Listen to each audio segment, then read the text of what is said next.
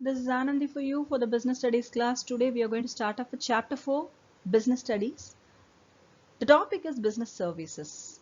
In this particular chapter, we are going to focus on what are the important aspects of business services and why the service industry, the tertiary sector is booming worthwhile. Once again, I repeat, we welcome you all for the day one business services. Why the service industry or the service tertiary sector is very much important. Actually, the service industry includes the commercial firms engaged in banking, communication, transport, insurance and warehousing, etc. The service sector constitutes the basic infrastructure which is the most for smooth flow of the business activity. If this particular business activity is not running in a proper way, obviously there will be a problem with the service sector. In the recent past, the role of the service sector of the Indian economy is growing faster than agriculture and industry. A variety of services are available to meet the changes of economy and the requirements of investors.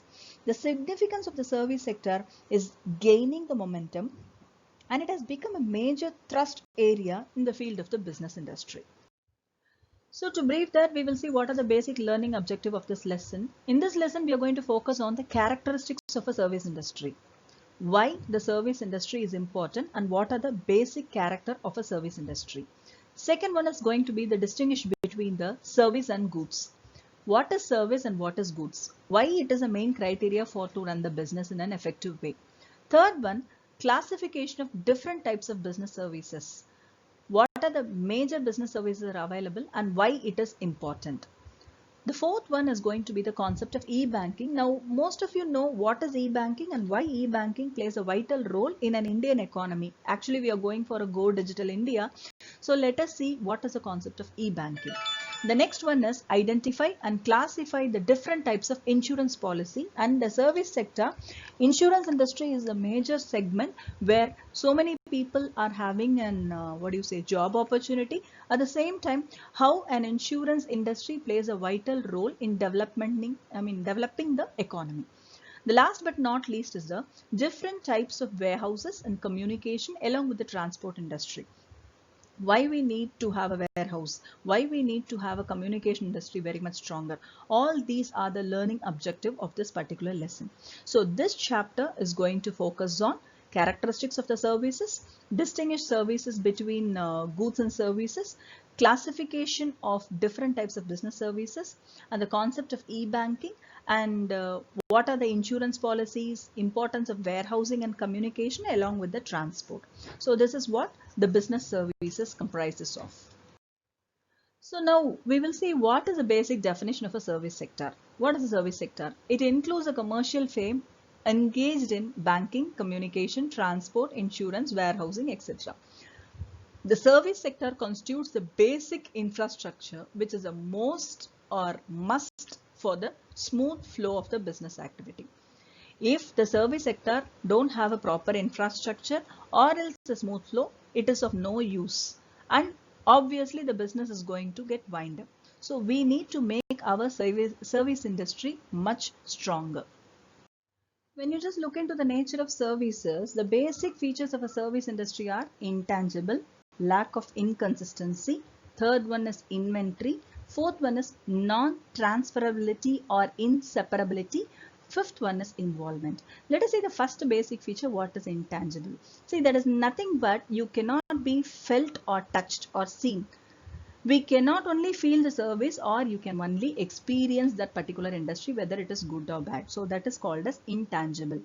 Second one is lack of inconsistency. Services have to be performed each time according to the demands and expectations of each customer. Same services may be provided differently by different service provider. For example, a nationalized bank who is going to be the service provider along with a private bank, obviously the private bank will be better since they will be identifying the need of the customer. Third one is an inventory. The main feature of the service are consumed at the same time when they are produced. So there is no need to maintain the inventory or stock of the services. So the service is not consumed immediately, then it is a total loss. For example, vacant seat in a cinema hall. One time it is going to be vacant for this particular show, obviously that is going to be the loss since it is a service industry.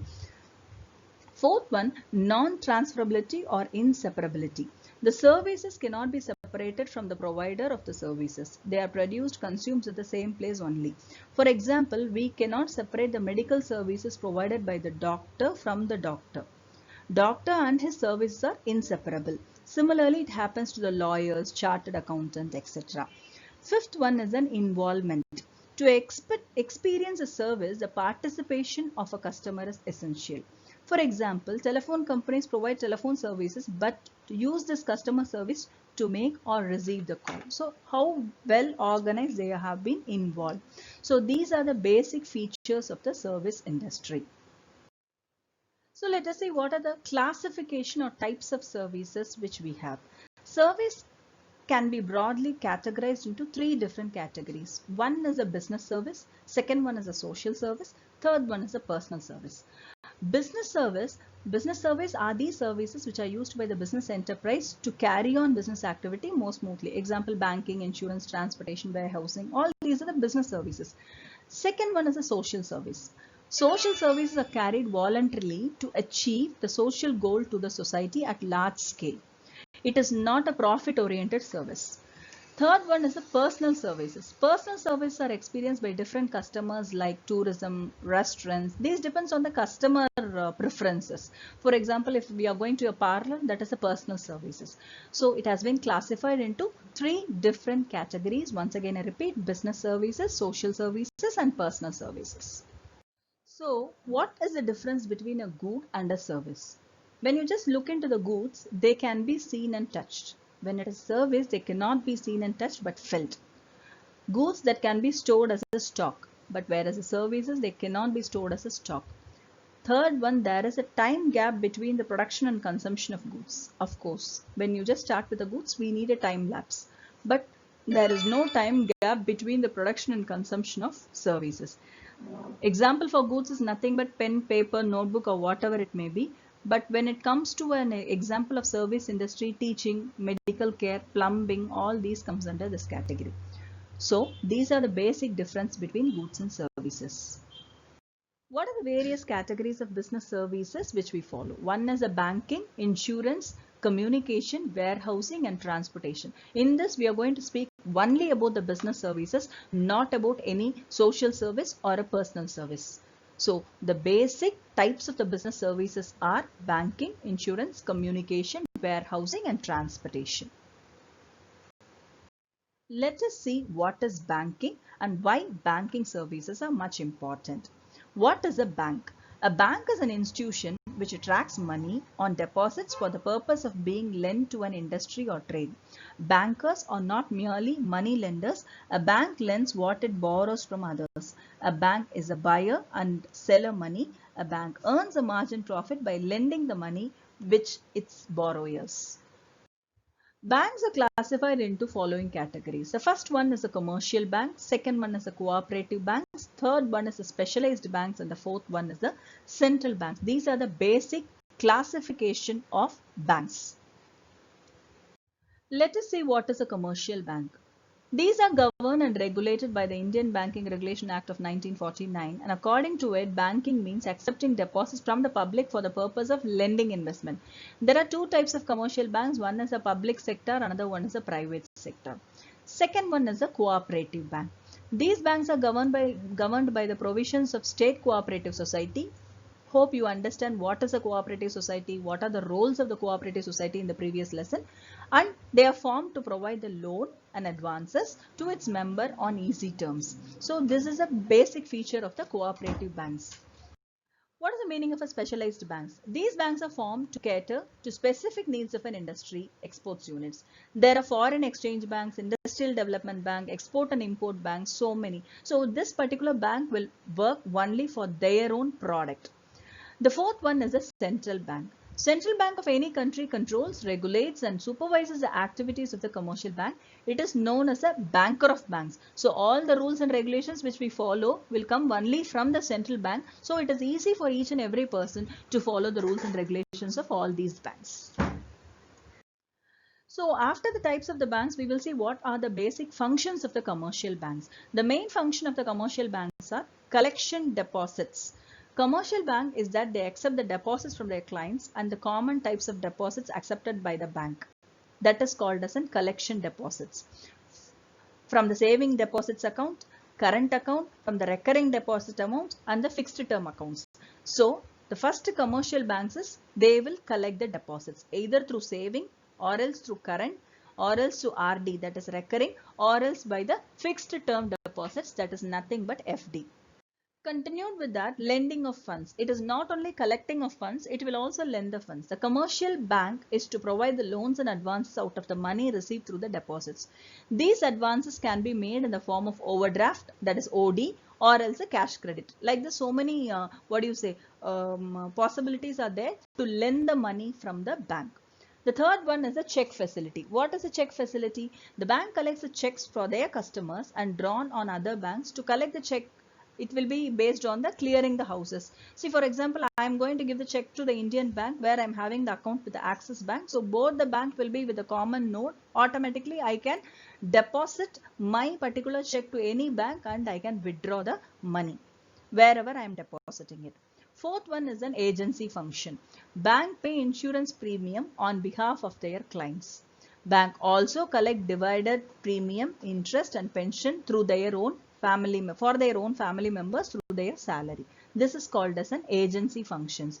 The fifth one is an allied services. In addition to above functions, bank also provide allied services such as bill payment, locker facility and so many things. So when you just look into the basic functions of the banks, in a sense, it is nothing but it will not only lend the money, it will also create the funds, and we will be having a check facility, and they will be having an agency functions as well as the allied services. So these are the basic functions of the banks. Let us see what is e-banking. Because we are going for a digital India, we should know the importance of e-banking. Internet banking means any user with a PC or a browser can get connected to the bank's website to perform any of the virtual banking. So all these functions, whatever the allied services, specialized services, basic OD, fixed deposit or whatever it may be, all these functions they can avail from any bank through the e-banking system. So this is a basic ideology or the easy go to make the banking structure more in an effective way with the help of a PC or a browser. There are various benefits of e-banking to the customer, which are e-banking provides 24 hours, 365 days a year service to the customer of the bank. So people are very happy to use the e-banking system. Am I right or not? Obviously, people tend to use the e-banking system rather than going to the bank directly. Second one, customer can make some of the permitted transactions from office or a house. Third one, a greater customer satisfaction by offering an unlimited access to this particular bank since it is working for 24 hours, 365 days. The bank also stand by this particular banking, that is e-banking. It provides a competitive advantage to the banks. It also provided the unlimited network to all the banks. So this will help them to develop their banking structure in an effective way. So within this, we came to the end of the slideshow. So thank you. This is once again Mrs. Anandi Prem Kumar from Pon Vidyashram Group of Schools. Just a recap of what we have learned in today's class. It is actually a day 1 business services that is going to be the chapter 4. In this, we have learned what is the main objective of this lesson and what are the differences between a service and a goods, as well as importance of banking and the types of banking along with the functions. So all these ideology and the services which help you a lot for the further development in an Indian economy. Apart from this, if you have any doubts or whatever it may be, you can contact me. Thank you. This is once again Mrs. Anandi Prem Kumar from Pon Vidyashram Group of Schools. Thank you.